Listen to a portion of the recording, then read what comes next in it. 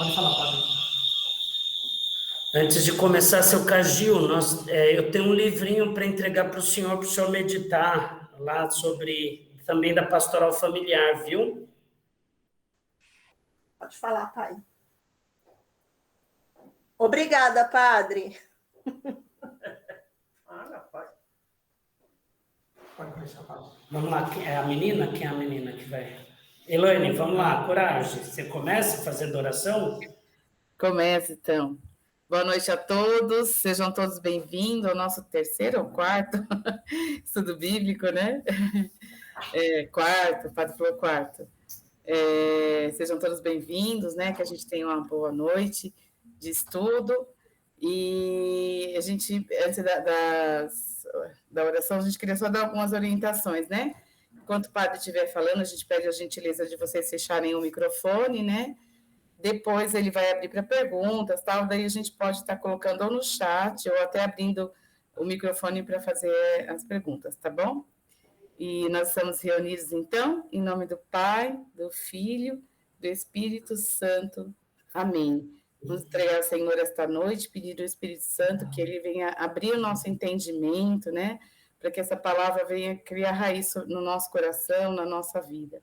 Vinde, Espírito Santo, enchei os corações dos vossos fiéis e acendei neles o fogo do vosso amor.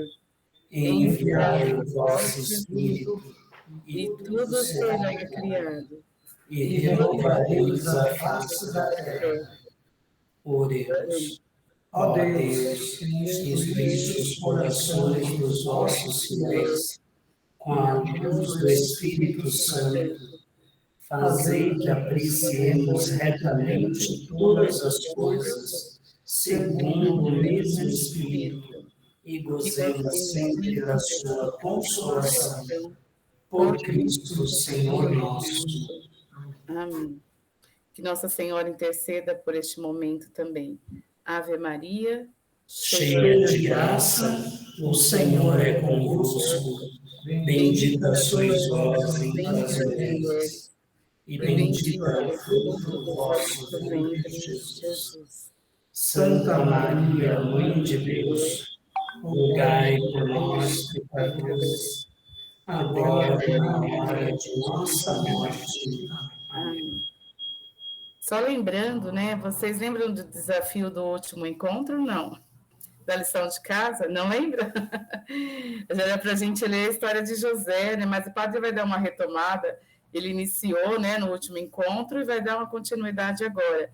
Mas tinha aquele desafio que era para a gente ler, né, a história de José na Bíblia, lá em Gênesis. Mas o padre vai retomar, né, padre? Um pouco. Um pouco, né? Conforme o nosso tempo. Então, um bom encontro para todos nós. Amém. Então, lembrando, nós dizíamos na questão de José que ele é uma representação de um povo. Então, ele é considerado um dos patriarcas. Lembre que o texto de Gênesis é escrito quando o povo está escravo na Babilônia. Então, estou escravo, Deus me abandonou? Não. Aí os autores bíblicos vão dizer, olha, Deus nunca nos abandonou, mas nós, seres humanos, às vezes, não tementes a Deus, tomamos decisões erradas que faz com que a gente se afaste de Deus. E aí ele vai contar as histórias, inclusive a história dos patriarcas. José é alguém muito, muito importante. E um dia a gente poderia, talvez, só estudar sobre José, inclusive a relação entre José do Egito e José, o pai putativo de Jesus. Mas isso é uma outra história. Por ora, convém lembrar que a gente dizia sobre as tribos no último encontro. Mas hoje eu gostaria que a gente focasse só em José, porque nós vamos entender José e a questão bíblica, que ela mistura história com teologia.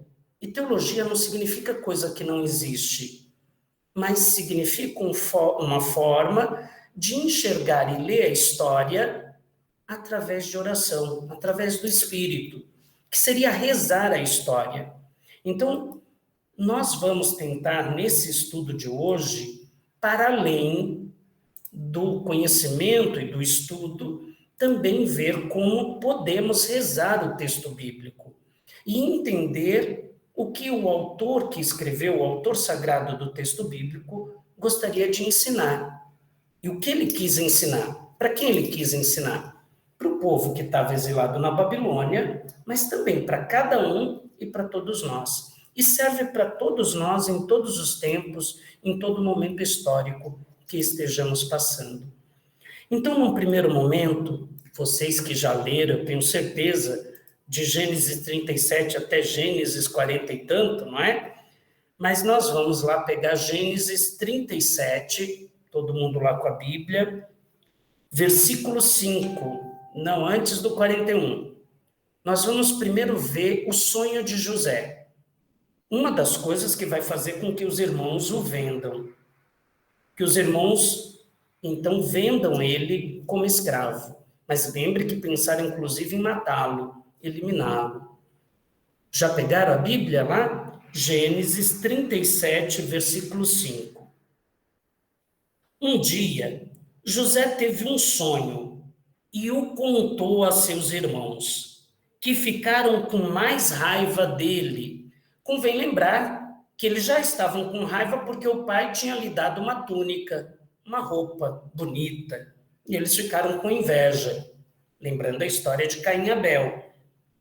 José disse aos irmãos, então José agora está contando o sonho. Estávamos atando feixes no campo. Meu feixe de trigo se levantou, ficou de pé, e os feixes de vocês o rodearam e se prostraram diante dele. Os irmãos lhe perguntaram, será que você está querendo ser nosso rei? Ou dominar-nos como senhor de nossas vidas? José, depois lá no versículo 9, vai contar mais um sonho. E José teve mais um sonho e contou a seus irmãos. Tive outro sonho. O sol, a lua e 11 estrelas se prostraram diante de mim.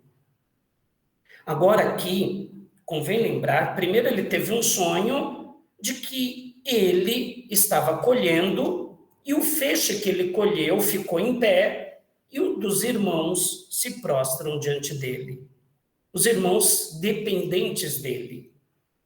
Nesse segundo sonho, Deus então vai plantar, e convém lembrar que na linguagem bíblica, às vezes o sonho, e não estou dizendo que isso na vida real, então lembre, é uma linguagem bíblica, escrita há mais de 2000 anos.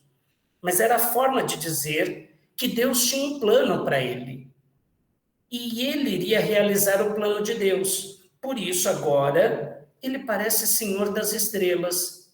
A vontade de Deus se fará soberana através da mediação de um ser humano, que é José. José se torna mediador da vontade de Deus e da realização de Deus. Bom, a semana passada, ou o mês passado, nós meditávamos que os irmãos queriam matá-lo porque ele contou esses sonhos, queriam que ele não tivesse contado o sonho, porque ele tinha uma túnica bonita que o pai deu para ele, e eles tinham inveja daquele irmão, o irmão mais novo, o caçula, o querido de seu pai, porque o pai teve ele na velhice. E os irmãos, então, resolvem eliminá-lo. Depois, quando estão para eliminar, vai passando uns mercadores e ele, então, toma a decisão. Eles tomam, então, a decisão de, ao invés de matar, eles venderiam como escravo o irmão, ainda ganhariam algum dinheiro e depois forjariam a morte desse irmão, falando para o seu pai que ele havia sido assassinado por uma fera. E tudo isso vai fazer como se fosse o plano de Deus. Vai fazer com que a história vá se coadunando, como se fossem elos que estão se interpenetrando. José vai ser vendido como escravo. Como escravo, ele, quando está preso, as pessoas começam a contar seus sonhos, ele começa a dizer a vontade de Deus para aquela pessoa. Então ele começa a receber o nome, o título de ser sábio. O faraó, nesse interim, ele começa a ter sonhos que ele não sabe se é sonho ou pesadelo. E o faraó, então, vai chamar os seus adivinhos, os sábios, as pessoas estudiosas do seu reino, e vai pedir que eles decifrem o sonho. Mas eles não conseguem. Então, um soldado ouvindo aquela pendenga, e ele já tinha relatado seus sonhos, e José, de alguma forma, havia revelado, e aquilo havia acontecido como José havia revelado, então ele diz, olha, senhor, o senhor tem lá um escravo que veio lá do povo de Israel, um hebreu, que ele diz acreditar num Deus único e verdadeiro, e ele diz que ele conversa com Deus. E ele consegue revelar o que quer dizer os sonhos. O senhor não quer ouvi-lo? E o faraó, então, manda chamar José, para José revelar o seu sonho. O que os sábios do Egito não havia conseguido, o que os adivinhos do Egito não havia conseguido, e que ele, faraó, não conseguia decifrar. Então, nós vamos agora para Gênesis 41, 37. 41, de 1 a 37, que seriam os sonhos. Nós estamos aqui tentando mostrar para vocês, só um minuto.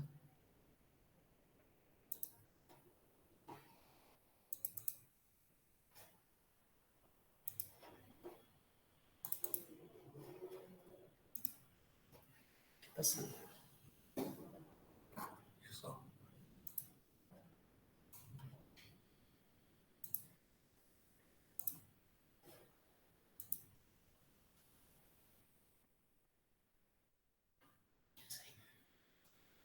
Então, nesse sonho, deixa eu só achar o versículo exato.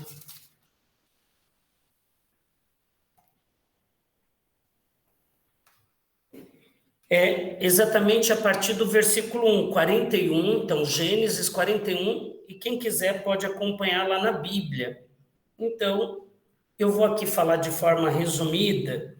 Ele vai sonhar, num primeiro momento, que ele tem 7 vacas gordas e 7 espigas grossas. Depois ele vai sonhar que tem 7 vacas magras e 7 espigas mirradas, que não dá nenhum tipo de grão que preste para alimentar nem o gado, nem o povo. E ele, então, pergunta para José o que isso significa. E José, de uma maneira muito simples, e aí vocês poderiam ir lendo lá depois, no texto, ele vai dizer, olha, é muito simples. O Senhor está dizendo que haverá 7 anos de profunda abundância, aonde nós vamos ter uma boa colheita, e nós precisamos aproveitar esse período de colheita. O senhor faraó precisa ter um bom administrador, que ele organize de tal forma que o tempo de abundância seja bem utilizado para a gente se tornar poderoso, para a gente criar, então, uma proteção, um respaldo, porque haverá, depois dos 7 anos de abundância, 7 anos de seca, de fome.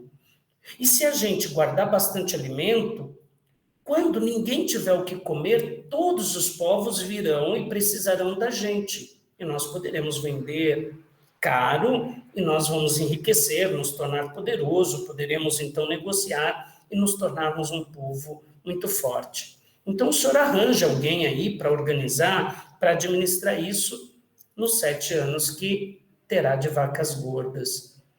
E é daí que a gente brasileiro fala vacas gordas, exatamente desse texto bíblico. Pois bem, o faraó ouve aquilo e ele fica estupefato.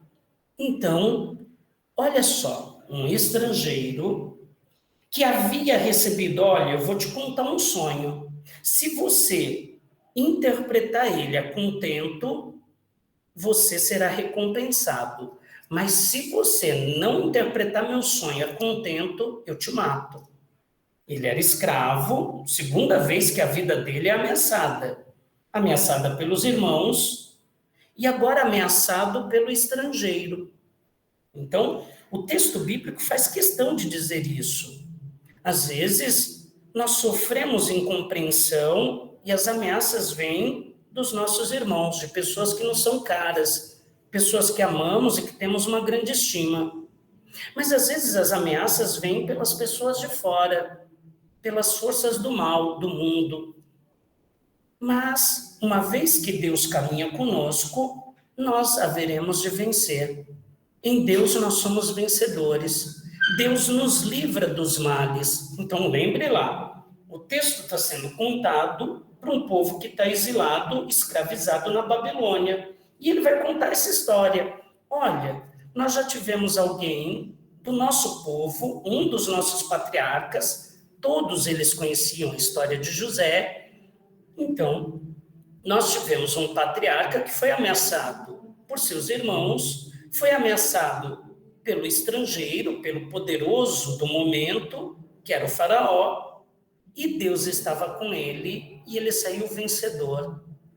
E ele conseguiu importância. Então, vejamos isso, Gênesis 41, versículo 40. Gênesis 41, versículo 40. O faraó, diante da interpretação, falou que ele receberia uma grande recompensa. E ele vai dizer, a recompensa é que você será o administrador do meu palácio e de todo o meu povo, e todo o povo obedecerá às suas ordens. E o faraó só seria diferente dele por causa do trono.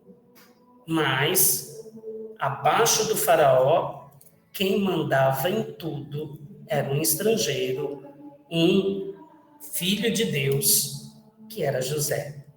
Então, vamos lá, continuando a ideia. Olha o que o faraó vai dizer. Eu coloco você à frente de todo o país. José se torna o homem mais importante. O texto dá a entender, o texto bíblico, mas é claro que aqui é a linguagem, porque está contando a história de José, e eles querem enaltecer a figura de José. Eles colocam que o faraó é fraco, que ele não é um administrador. Uma vez que ele tem um bom administrador, ele largou mão daquilo e viveu uma vida de luxo, e toda a responsabilidade do Egito ficou na mão de José. José, que era, de alguma forma, instrumento de Deus na terra. Ele não era escravo, mesmo quando foi escravo, ele era protegido, ele era escolhido, ele era, portanto, um instrumento de Deus para que o povo de Deus não viesse perecer, não viesse morrer. Então, voltemos lá. O texto está sendo escrito para um povo que é escravo na Babilônia. E olha o que está dizendo o texto bíblico. Olha, não esqueça, você tem Deus e Deus tem um papel importante, uma missão importante para você. Então, mesmo que pareça um momento de infortúnio, lembre que Deus tem algo, uma missão importante para você, não desista. E uma hora você vai realizar o seu sonho, Deus irá realizar a vontade dele através de você, e as duas coisas vão se encaixar e você verá então a vitória. Você verá, portanto, a vida diante da morte. Então você transformará a morte em vida, você transformará o mal em bondade, você transformará a tristeza em felicidade e assim por diante. Então, vejamos lá. Novamente volta o texto a falar dos 7 anos de abundância. Então, o país do Egito ele vai ter uma superprodução.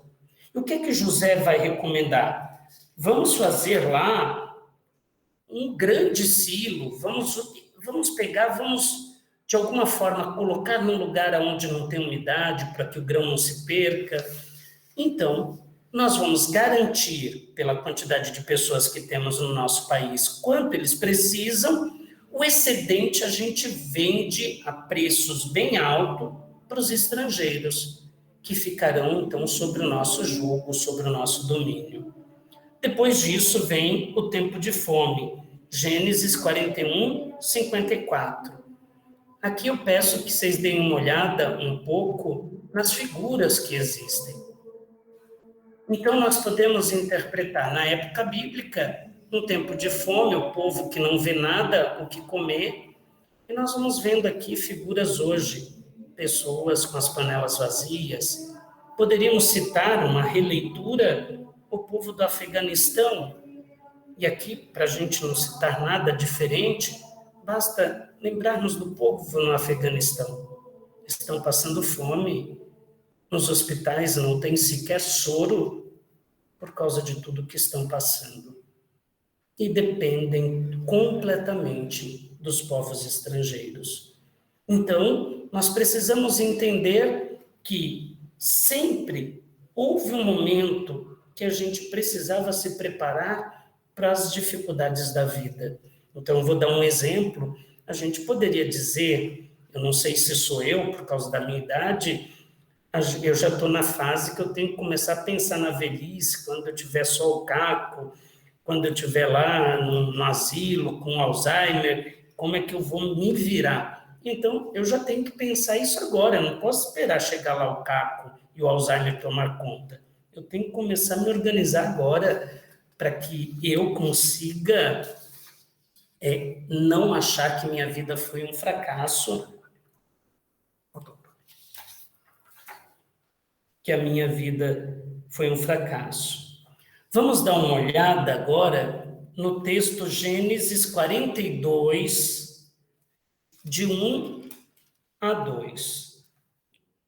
Jacó soube que havia mantimentos no Egito e disse a seus filhos: vocês, o que estão esperando? Eu soube que no Egito há mantimentos para vender. Vão até lá e comprem mantimentos para nós, a fim de continuarmos vivos e não morrermos. Então, vamos aqui entender. Quem é Jacó? É o pai de José. E os outros filhos não têm iniciativa. Precisou o pai dar um chacoalhão e dizer: olha, vocês estão aí parados, esperando a morte chegar, como diria uma música da década de 70, de Raul Seixas? Não. Eu não posso ficar sentado no trono de um apartamento com a boca escancarada, cheia de dentes, esperando a morte chegar, como diria essa tal música. Eu tenho que me coçar, eu tenho que correr atrás dos meus sonhos. Então, Jacó tem que lembrar os seus filhos: olha, vocês vão ter que dar um jeito, a gente tem que lutar, a gente tem que procurar uma alternativa.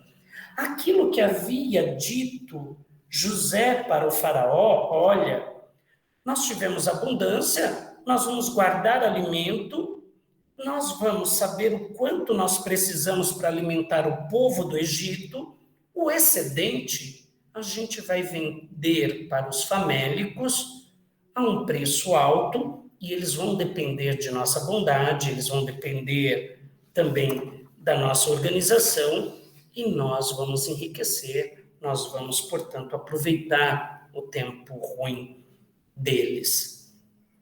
E eles vão depender da gente. Bom, o pai mandou, os irmãos vão ao Egito. E aqui agora convém, lembrem o que eu disse há pouco. O faraó havia dito: olha, toda a administração do meu país eu passo para você.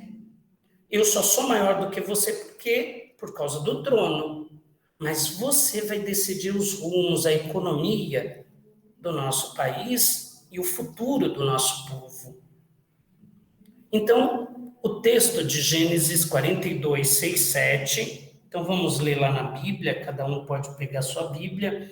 José tinha autoridade no país e era ele quem vendia os mantimentos para todo mundo. Os irmãos de José chegaram e se prostraram diante dele com o rosto por terra. Para aqui um pouco. Vocês lembram o sonho de José?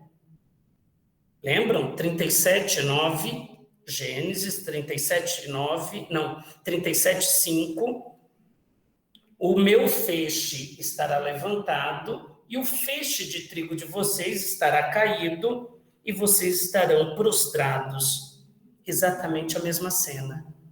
O que José havia sonhado acontece. Mas, interessante, José reconhece os irmãos muito rapidamente. Os irmãos não o reconhecem. Os irmãos haviam eliminado ele. Os irmãos ainda pensavam e lembram dele como se ele tivesse morrido. É como se ele não mais existisse. Então, vamos supor, independente da história ter acontecido ou não, a gente pode rezar esses textos. Quantas vezes na vida pessoas passaram por nossas vidas e a gente não lembra delas, porque não tornamos elas significativas. E precisamos nos preocupar. Então, ao ler um texto desse, precisamos nos deixar questionar por esse texto. Muitas vezes pessoas nos amaram tanto, deram muito mais do que receberam de amor de nós, e nós não fizemos por merecer o amor recebido. Então, pode ser que a gente precise rever muitas coisas na vida e sempre. Porque se a gente não perceber os amores, a dedicação, o carinho recebido, se a gente for mal agradecido, a gente vai ser igual os irmãos de José. A gente está em frente de alguém que é importante e a gente não deu a importância que deveria. E isso é doloroso demais. E isso é doloroso demais. Mas eu não quero adiantar, vamos ver, porque tem coisas bonitas demais nesse texto, mas eu gostaria só de lembrar, não sei se vocês lembram, tem um livro muito interessante que é Memórias de Brás Cubas. Memórias de Brás Cubas, no começo, ele começa pela morte, mas ele, depois de morto, ele vai lembrar, como se o defunto pudesse lembrar, ele vai lembrar da sua infância. Ele, quando menino, sei lá com uns 11, 12 anos, o menino se apaixonou por uma moça de 16 anos, que naquela época que foi escrito o livro, uma moça de 16 anos já era uma moça casamenteira. E aquela moça era interesseira, era Marcela, o nome dela. E ela se aproveita, porque ele é de uma família abastada, o tal de Brás Cubas é de uma família abastada. Então ele dava presentes para aquela moça, ela se aproveitava disso, mas ela brincava com os sentimentos dele. Mas ele acreditava. É que como uma criança, muitas crianças antigamente, eu não sei como é uma criança hoje, mas às vezes ele tinha um amor platônico por uma pessoa mais velha, às vezes uma professora, coisas assim, enfim. E o Brás Cubas era essa tal de Marcela. E essa Marcela se aproveitou até que um dia ele viu Marcela se beijando lá com um moço da idade dela, ele desencana, e a primeira decepção, aquilo machucou ele, aquilo marcou ele. Bom, passado o tempo, ele já um homem feito, o texto Memórias Póstumas de Brás Cubas, num certo momento, ele vai decifrar, e lembre que Machado de Assis é muito detalhista, ele vai descrever que ele tinha aqueles relógios de bolso, e ele foi pegar o relógio para ver a hora, e o relógio estava parado, e como se fosse o destino, ele está passando perto de uma relojoaria, e ele resolve entrar para tentar consertar o seu relógio. Quando ele entra na relojoaria, o texto ele vai fazer um grande trabalho psicológico. Ele tem uma tristeza e uma alegria. A tristeza é que ele revê Marcela. Mas Marcela não é mais aquela moça bonita que ele sonhava. Marcela está pálida, como alguém que sofreu muito na vida. De um lado, ele começa a sofrer como aquela pessoa que ele tinha como a pessoa mais bela que ele conheceu, a pessoa que parecia uma deusa, estava tão acabada e sofrida. E ele estava bem. Do outro lado ele sofre e do outro lado ele fica feliz. Ela que fez ele sofrer tanto, agora ele estava bem. Enfim, então há essas questões. O amor dado e o amor recebido nos torna belos, nos torna tristes. Então, é exatamente essa ideia que quer trabalhar o autor bíblico. Mas isso existe muito na nossa vida e nós poderíamos, então, utilizar isso para várias questões. Num segundo momento, gostaria que a gente visse José falando com seus irmãos. Ele pergunta, olha, estão todos os filhos de seu pai aqui? Os irmãos vão ter que responder. Éramos 12 irmãos, filhos do mesmo pai, na terra de Canaã.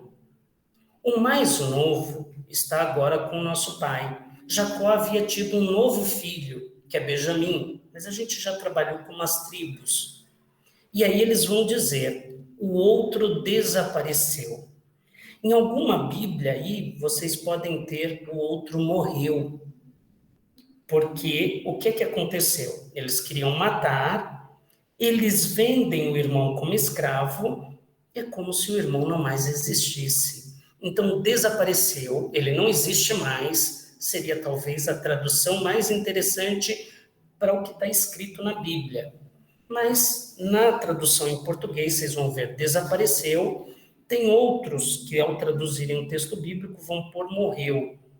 No fundo, seria, ele não existe mais, ele não está mais aqui. No fundo, ele estava exatamente na frente deles. E eles aqui não o consideraram irmão. Lembrando, voltemos lá, que a gente estudou já, Caim e Abel. Por acaso eu sou responsável pelo sangue do meu irmão? Você é. E o sangue do irmão deles está ali vivo, pulsando, e eles vão precisar daquele sangue. Como nós precisamos do sangue do Cristo, que a gente recebe pela Eucaristia. Então, José vai fazer uma pergunta. Se sois gente de bem, que um dentre vós fique detido em prisão, e os outros partam levando trigo para alimentar vossas famílias. Um deles vai se oferecer, que é Simeão. Simeão vai ficar retido, e eles precisam voltar, e eles só podem retornar para pegar mais alimento no Egito se levarem o irmão mais novo, que é Benjamim. Mas eles voltam. Quando eles estão voltando, dentro das sacas com trigo, José havia devolvido dinheiro. Eles voltam com trigo e com dinheiro. E eles ficam com medo, achando que aquele homem estava armando para eles. Então, eles têm medo de serem considerados ladrões, então eles não podem mais voltar. Mas o alimento, a saca de trigo que eles levam, ela tem uma durabilidade, a fome vai durar 7 anos. Eles não tinham se preparado para isso. Então, eles vão precisar de mais alimentos, vai ter toda uma polêmica. Vejamos lá, então, eles voltam, primeiro há toda uma briga, e primeiro um vai dizer, pai, nós não podemos voltar para lá. O faraó, eles confundem José com o faraó, olha, o homem lá disse, o administrador disse, se a gente voltar sem nosso irmão, nós nunca mais sairemos. Depois, também aconteceu isso do dinheiro que veio, a gente não pagou pelo alimento, pode ser que a gente seja acusado, enfim. E aí o pai diz, mas eu não vou, vocês já me fizeram sofrer demais. Vocês me fizeram sofrer demais. E Rubem vai lembrar, talvez estejamos sofrendo porque nós pecamos contra o menino. Então agora nos é reclamado o seu sangue. Aqui, quando José foi vendido, ele está lembrando lá do passado. Então, isso está em Gênesis 42, 22. Quando José manda eles de volta, pode olhar lá, 42, 24a. José se afasta e chora. Ele chora porque um dos irmãos vai ficar retido. Ele chora porque seus irmãos não o reconheceram. Ele chora porque seu pai, amado e que o amava, foi enganado. José, portanto, chora. Os que choram é José e Jacó. Os irmãos se sentem arrependimento, se sentem culpados, mas não choram. Então, normalmente, há alguma coisa que aqui fica para vocês rezarem. Quando você pegar um texto assim, aí vem uma pergunta. Você já sofreu algum problema familiar? Você já sofreu e chorou por causa do sofrimento de alguém da sua família? Você buscou resolver esse problema? Você buscou solucionar, não é apenas passar panos quentes e fingir que nada aconteceu. Você vai ver que José ele vai fazer toda uma trama e só no final é que ele vai se revelar. Ele não se revela no começo. Ele precisa resolver. Ele precisa deixar claro o que os irmãos fizeram para ele. Então, veja, aquilo que Rúben pensou, olha, nós estamos agora pagando por causa do sangue do inocente. Eles precisam pensar no erro que cometeram. Então, quando a gente estiver pegando um texto bíblico, mesmo que ele conte uma história, mesmo que ele conte um fato histórico, que ele está, então, tendo um objetivo e um ensinamento histórico e bíblico, ele também pode ser rezado. E ele pode trazer muitas coisas para a gente rezar. O simples fato de José chorar, toda hora que ele vê os irmãos, ele vai chorar. O texto é rico, se vocês leram nesse período aí, aceitaram o desafio, tem todo um cuidado, ele não chora na frente dos egípcios, nem dos irmãos, aqui por causa da autoridade que ele tem, ele vai chorar num canto. Como muitas vezes os pais não choram na frente, pelo menos antigamente, os pais não choravam na frente de seus filhos para não demonstrar fraqueza, como às vezes talvez o cargo que você tenha na empresa, às vezes a gente não quer demonstrar fraqueza, mas a gente sofre, ou mesmo na igreja, nos afazeres da igreja, ou você como esposa, ou você como esposo, ou vocês como pais, às vezes choram e sofrem por causa dos filhos. Quantas famílias machucadas por causa que os filhos entraram nos descaminhos da vida e que depois todo mundo sofre. Quem tem filho mais velho e aí fica com medo do filho mais velho trazer esses problemas para os filhos mais novos e toda essa problemática. Então, tudo isso o texto bíblico pode ajudar e nos ensinar a rezar. E são essas questões que vão ensinando, vão nos ajudando. Então, eu estou lendo a Bíblia, de repente eu encontro isso, eu paro um pouco, deixo Deus falar, vou lembrando da minha vida. Ou eu, por exemplo, às vezes eu lembro desses textos de Brás Cubas e Marcela, coisas que li lá na minha adolescência, minha pré-adolescência, e tudo isso vai me fazendo lembrar não apenas o texto bíblico. Os irmãos voltam, mas já ficou um filho. Jacó já perdeu José, teoricamente ele acha que José está morto. O outro filho ficou preso no Egito, que é Simeão, e chega lá, eles vão contar toda a história. Então vamos lá para Gênesis 42, 38. Meu filho, tornou Jacó, não descerá convosco, porque seu irmão morreu, e só me resta ele.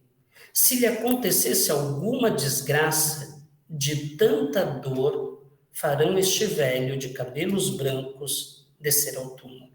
Será minha morte. Se Benjamim for e vocês não puderem proteger como não protegeram José, vocês serão a causa da minha ruína. Então aqui, entenda, no texto bíblico, seria você não cumpriu sua missão, você não protegeu o seu irmão, isto é a ruína do projeto de Deus. Então, no texto bíblico, está dizendo lá para eles, olha, vocês estão presos aqui no exílio da Babilônia e estão querendo desistir de Deus. O primeiro problema que vocês encontram, vocês querem desistir de Deus. Ao não cumprir sua missão, vocês estão derrotando quem antecedeu vocês, as gerações anteriores, estão acabando com o futuro, com o sonho das gerações que virão. Então, não pode. A gente precisa modificar isso, a gente tem que cumprir. Então, aqui vem a questão, também você pode tirar disso. Você já falhou com seus pais? Eu brinco, eu sou responsável pela defesa da vida. A igreja não defende apenas que contra o aborto e que crianças nasçam, mas ela defende a vida em todas as suas circunstâncias e que a gente não tenha as pessoas de idade apenas como uma pessoa que está sobrando, que já não é mais importante, a gente vai jogando no quartinho como se fosse um móvel velho onde a gente não sabe onde colocar. Então, esses são os cuidados. Brinco, mas às vezes eu falo muito, porque as pessoas têm muito problema quando morrem pessoas de idade, que as brigas dos filhos pela herança, e normalmente o filho que menos tinha tempo para cuidar, que menos visitava, que menos levava os pais aos médicos, eram os que mais brigavam pela herança e sempre achava que estavam sendo passados para trás. Mas, graças a Deus, isso a gente fala sem saber, né? Isso é na época de José, de Jacó, de Isaac, né? Então, veja quanta coisa o texto bíblico pode ensinar. Eu estou preocupado agora um pouco com o horário, mas nós vamos então tentar dar uma corrida. Os filhos precisam voltar lá, eles voltam, o pai acaba cedendo e ele já larga a mão, e ele deixa que Benjamim vá junto. Chegando lá, a primeira pergunta de José é: como está o velho pai de vocês? Ele ainda vive? José não esqueceu seu pai. Então José, ele se torna como a coluna de fé. Não importa o que aconteceu na história, ele teve muitas vezes sua vida ameaçada, ele nunca deixou de acreditar em Deus, ele nunca deixou de viver o amor ao Pai. Então, traduza isso, imagine lá, olha, vocês estão aqui presos no exílio da Babilônia, não deixem de amar a Deus, não desista da fé. É assim que vocês vão cumprir sua missão, não vão deixar de sonhar e tornarão suas vidas realmente uma vida significativa, uma vida sagrada. Depois, nós vamos ver lá em Gênesis 43, 29a a 30b, que José vai conhecer o seu irmão mais novo. Esse ele não conhecia. E ele vai ter muito, muito carinho. No fundo, José vai se projetar em Benjamim. Ele vai lembrar todo o carinho que o pai tinha com ele e que agora o pai dava àquele que era seu irmão mais novo, muito parecido com ele. E José entra, novamente se esconde de todos, do olhar de todos. Por isso ele entrou no quarto, ele fica sós e ele vai chorar novamente. Então José é um grande chorão, mas um chorão porque é uma pessoa que ama, no fundo é uma pessoa sensível. Ele tem autoridade, ele tem poder, mas ele não perdeu a sensibilidade, ele não perdeu a capacidade de amar, e por isso ele é de uma importância bíblica e de uma importância para o projeto de Deus muito grande, muito grande. Então, José vai testar seus irmãos. O que é que ele vai fazer? Aqui eu estou pulando alguns textos, vocês poderiam seguir lá. Primeiro ele trata todo mundo bem, ele leva para eles comerem. Depois que eles comem do bom e do melhor, José devolve, põe sacas de trigo, devolve o dinheiro, mas no saco de Benjamim, que é o mais novo, ele vai pôr taças de ouro, as taças mais importantes de sua casa. Quando eles vão embora, voltando para a terra deles, ele manda no encalço os guardas e eles vão acusar de roubo e então eles fazem uma proposta, porque eles não são ladrões. E eles aprenderam com o pai que não são ladrões. Então ele faz uma proposta. Ele faz uma proposta que é assim: eu vou procurar, se eu achar, no saco de quem eu achar a taça de ouro, esse será meu escravo. Mas é justo do irmão mais novo. Então, eles vão tentar. Israel e Judá vão tentar, de alguma forma, ficar no lugar. Então, ele vai fazer uma proposta. Se eu não me engano, é Judá, ou Israel, como queira. Deixe que este seu servo fique escravo de meu senhor, no lugar do rapaz, e que ele possa voltar com seus irmãos. No fundo, ele foi o que deu garantia a Jacó que o irmão ia voltar. Então, ele agora, imagine, olha que interessante o texto bíblico. Aqueles que quiseram se livrar do irmão mais novo, agora aceitam se tornar escravos para libertar o irmão mais novo. Eles mudaram de vida.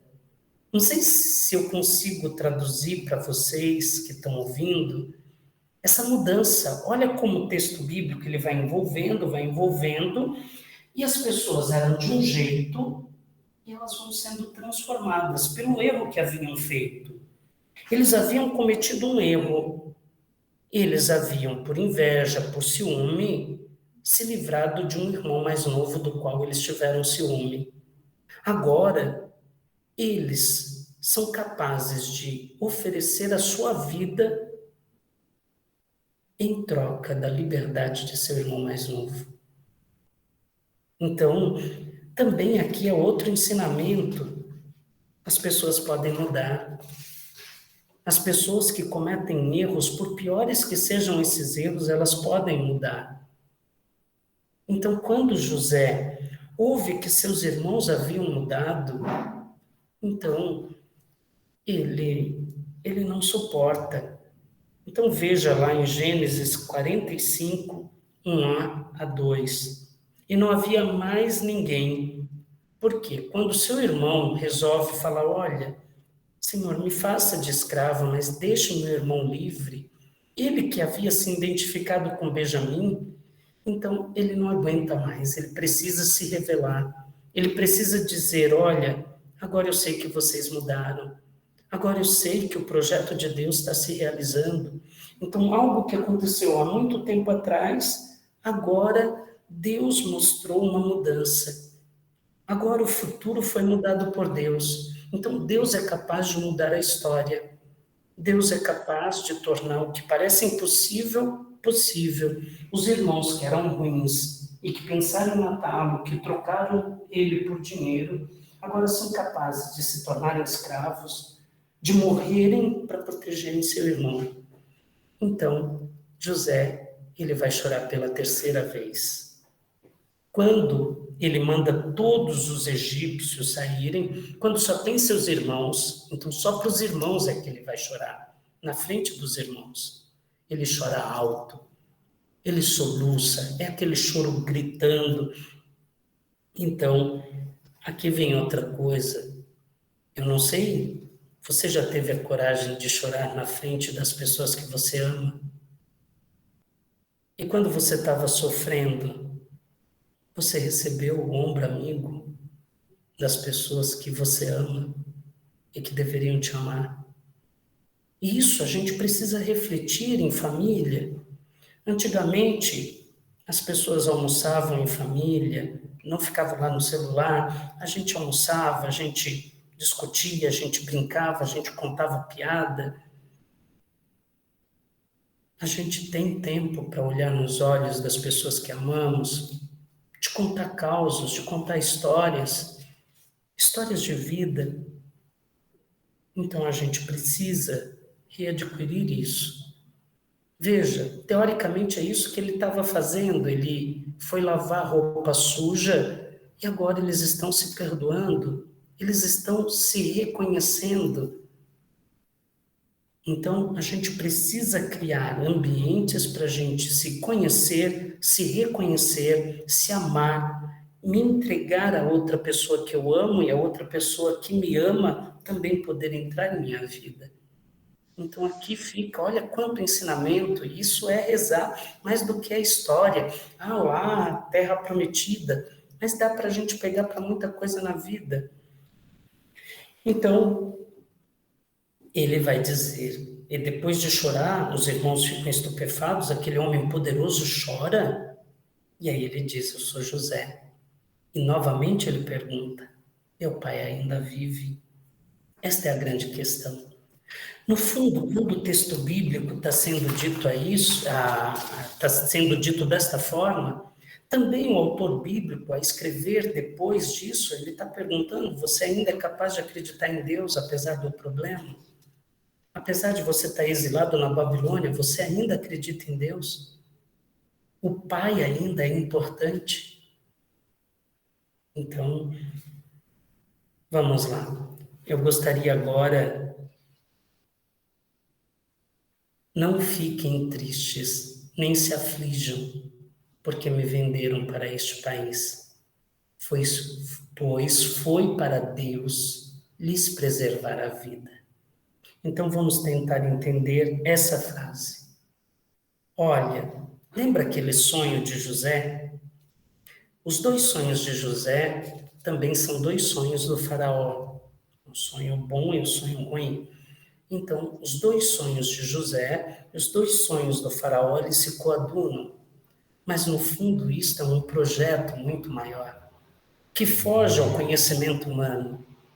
Mas ele coaduna para que Deus possa se realizar e as pessoas possam, em Deus, terem suas vidas realizadas. Carne moída ali no potinho. Então, quando ele está concluindo o que aconteceu, a forma de dizer que ele perdoa, ele diz, olha, Deus tinha um porquê, Deus tinha um propósito, e o propósito foi para que vocês não morressem de fome, mas eu pudesse dar a vocês, conforme a vontade de Deus, o que comer, que eu pudesse lhes salvar. E no fundo aqui José se torna um salvador. E é por isso que de José também nós teremos o pão da vida preservado. Por isso José terá a missão de proteger Jesus da morte. Então ele tem que proteger a sua mulher grávida para que seu filho não seja assassinado e o filho de José, mais tarde, Jesus, aquele que salva, é o pão da vida que nos alimenta e nos tira a fome de Deus, nos tira a fome da felicidade, a fome da alegria, a fome da realização. Então, agora todo mundo entendendo a história, José pede que os irmãos voltem e tragam toda a sua família, para que eles possam ser exatamente esta família. Então, José diz, Pai, Deus me tornou senhor de todo o Egito. Desça sem demora para junto de mim. Ou seja, meu Pai, venha. Agora é a hora de eu, então, poder retribuir todo o amor que o Senhor sempre teve por mim. E que nós possamos, então, mostrar que o amor, no final, ganha, salva, cura e realiza. Então, aqui eu fico e deixo um desafio. Se você, caso você tenha sorte de ter seus pais ainda vivos, você cuida de seu pai idoso. Eu sempre digo, isso daqui é muito interessante. Às vezes a gente espera tudo em Deus. Deus não precisa descer e novamente se encarnar para poder trocar a fralda de pessoas de idade. Os filhos podem fazer isso, e quando fazem isso, de alguma forma, cuidam do próprio Deus. Traduzido naquele pai que é amado, que é cuidado, que é protegido. Então, precisa Jesus descer do céu para carregar um idoso para o hospital? Não, isso os filhos podem fazer. Precisa Deus descer do céu para que sua esposa tenha um ombro amigo num momento difícil, ou seu esposo tenha um ombro amigo? Não, pode você fazer. E assim por diante, os pais cuidarem dos filhos, pais educarem os filhos cuidarem dos pais, e assim por diante. E quando a gente faz isso, a gente vai cumprindo a missão, a vida vai se realizando, então o mundo vai conhecendo o que é importante, o que é vida, o que é realmente sagrado. E agora vamos para a pergunta, não sei se tem, eu não estou tendo acesso a elas, vamos ver aqui. Foi 1 hora já? Jesus, falei 1 hora sem parar, hein? Vocês dormiram? Deu sono? Mas deu para entender a ideia? Bonito isso. Deu para entender todo esse ciclo? Não estou ouvindo. Acho que o pessoal não está falando ainda. Alguém quer falar alguma coisa? Deu para entender? Então, Eu sim, padre. o ciclo ele se fecha. O texto vai contar uma história muito antes, como nós falávamos, 2000 e tanto anos antes. Eles estão escrevendo a história no momento que eles estão escravos na Babilônia, 700 anos antes de Cristo, mas eles remetem a uma história de 2000 anos atrás. E eles vão recontar a história, mas ela serve para contar o que aconteceu no passado, para ensinar e trazer um ensinamento para o que estava acontecendo naquela época, mas isso pode trazer coisas para nós no dia de hoje. Independente o que é que quer dizer aquele texto, então isso seria rezar. Rezar através da Bíblia, refletir a minha vida, perceber que nada está perdido, que sempre há uma possibilidade nova, há sempre uma coisa nova. Então, mais tarde, vocês vão ver no Novo Testamento, vamos fazer um homem novo, vai vir um homem novo, e tem que morrer um homem velho. Então, todas essas histórias que nós vamos ouvir depois, o texto bíblico tem sempre essa ideia. E isso a gente pode pegar qualquer texto bíblico e rezar. Exatamente porque ele é escrito para trazer um ensinamento, ele serve também, tem coisas históricas enxertadas nele, mas ele quer ensinar as pessoas a rezarem e levar as pessoas a rezar. A de São José tem muito a ver, mas um dia, aí a gente fala só de São José, aí dá para se comparar muito José do Egito e José que quase não fala. Quem faz muito isso é o próprio Papa. Ele declarou o ano de São José, esse ano que vai ser encerrado na nossa diocese, no dia 5 de dezembro. Inclusive na paróquia lá do Padre Francinaldo, na São José Operário, porque o bispo já tem uma missa. No mundo será no dia 8, mas o bispo, por causa de agenda, na nossa diocese fará no dia 5, lá na paróquia do Padre Francinaldo. E aí, exatamente essa comparação faz o Papa de José do Egito e São José no projeto salvífico de Deus. Então, lembre, o nome Jesus é Deus salva, ou Deus redime, porque exatamente o que Jesus veio fazer é fazer com que os seres humanos sejam resgatados pelo amor e devolvidos ao paraíso que haviam perdido. Legal isso? Eu queria, agora como proposta para o mês que vem, a gente deixar um pouco o Antigo Testamento e a gente ir para o Novo Testamento. Pode ser? Tranquilo? Aí teria alguns textos, ou se vocês tiverem alguma sugestão, eu pensei a gente falar das bodas de Caná. Pode ser? Aí a gente fala das bodas de Caná. porque também não quero que vocês se escandalizem. Quando eu brinco e digo, ó, cuidado com os padres que levam vocês lá para a Terra Santa e diz aqui aconteceu a bodas de Caná. Ali é um grande ensinamento de algo muito maior do que um acontecimento num lugar físico e específico. Então, também deixo, além de vocês terem essa preocupação de cuidarem, serem carinhosos com os pais, aqueles que têm a graça de ter pais vivos, como vocês já devem saber, minha mãe morreu muito jovem. Minha mãe morreu com 40 e poucos anos. Então, para nós, filhos, isso foi muito difícil. Então, talvez pareça para alguns, é muito fácil o senhor dizer trocar fralda, sua mãe já faleceu, não é? Então, eu realmente não tive essa possibilidade de ter uma mãe idosa e saber as dificuldades e os problemas que isso traz, porque dá trabalho, mas de alguma forma eu estaria também fazendo o ciclo acontecer, porque quando eu fui criança, eu dei muito trabalho. Eu ia contar umas histórias, até para dizer, eu não sei nem por que eu não contei, porque eu acho que eu falo demais, e aí não deu tempo. Mas, sabe, a gente tem um monte de histórias. E essas histórias têm coisas bonitas e coisas feias na história da gente. Assim como os irmãos de José, e às vezes a gente poderia ficar muito bravo com eles e achar que eles não tinham solução na época, que eles queriam matar por um ciúme bobo, por causa de uma roupa enfeitada ou do sonho besta que ele teve. E a gente poderia ficar tão revoltado, e é claro que aqui é apenas uma linguagem simbólica, esses irmãos foram mudando, foram capazes de mudar, como nós também sempre somos capazes de mudar. Nunca desistam disso.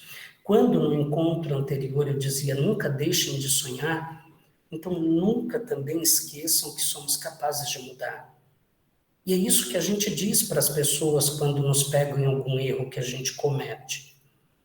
Mas em troca também acredite na outra pessoa que ela é capaz de mudar. Esse é o primeiro passo para que, após os choros da vida, a gente consiga perdoar, a gente consiga, de alguma forma, novamente criar relações como irmãos que devemos ser. Então, isso é sempre possível. Tá bom? Aí no próximo encontro a gente faz... Eu não estou vendo nenhuma pergunta, mas eu não sou muito bom. Tem algum trem aí? Por enquanto não, padre. Não? Então, no próximo encontro, que a gente já falou 1 hora sem parar, vocês já estão com sono ou com fome, não é? Então, a gente fala das bodas de Caná. Eu gostaria, e eu vou fazer uma proposta diferente, tentem entender, lá vocês vão ler, e quem já foi lá em Jerusalém, te levam num lugar onde tem 6 talhas.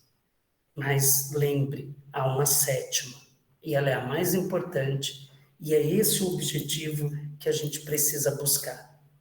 E é sempre a mais importante. E, claro que ela não está explícita.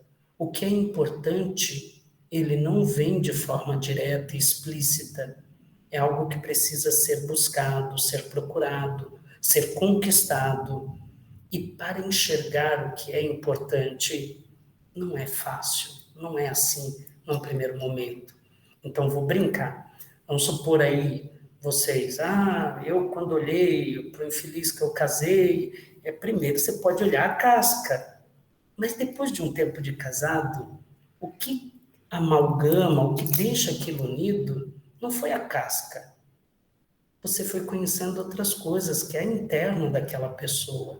Há um tesouro a ser descoberto que não foi no primeiro olhar, não foi no primeiro momento, na primeira palavra doce que o cabra disse para você, meu Deus, meu coração está saindo pela boca, volta coração, aquelas coisas bestas aqui, sei lá, que eu não sou bom nisso, eu estou inventando aqui, viu? Mas sei lá o que é que uma pessoa diz para encantar a outra, mas não é o que a pessoa diz, não é o que a pessoa veste. Com o tempo, o que você vai vendo está para além disso. A mesma coisa o texto bíblico, e a bodas de Caná é uma grande ideia nessa teologia de São João, e eu Eu sou meio suspeito de falar de São João, mas a gente vai tentando descascar isso daí e espero que a gente fique cada vez mais apaixonado por Deus, pela fé e pelo ser humano, apesar das misérias que todos têm, inclusive nós também, não é? Então vamos pedir nesse momento, como irmãos, exatamente utilizando a relação daqueles irmãos que representam todo o povo de Deus, toda a terra prometida, porque cada irmão é uma das tribos de Israel. Então que a gente possa, tendo um Pai único, que não é Jacó, mas o Deus Todo-Poderoso, a gente vencer nossas diferenças. Pai nosso, que estais nos céus, santificado seja o vosso nome. Venha a nós o vosso reino. Seja feita a vossa vontade, assim na terra como no céu. O pão nosso de cada dia nos dai hoje. Perdoai-nos as nossas ofensas, assim como nós perdoamos a quem nos tem ofendido. E não nos deixeis cair em tentação, mas livrai-nos do mal. Amém. Santo Antônio, Rogai por nós. Deus Todo-Poderoso, abençoe como abençoastes a família de José, as nossas famílias, que possamos vencer nossas diferenças e, através do amor, termos felicidade, harmonia e paz. Isto nós vos pedimos por Cristo nosso Senhor. Amém. Abençoe a vós e as vossas famílias, o Deus que é Pai, Filho e Espírito Santo. Amém. Bendigamos ao Senhor, demos graças a Deus. Boa noite. Até o mês que vem. Boa noite. Boa noite. Boa noite a todos. Obrigada, Pátria. Boa noite. Boa noite.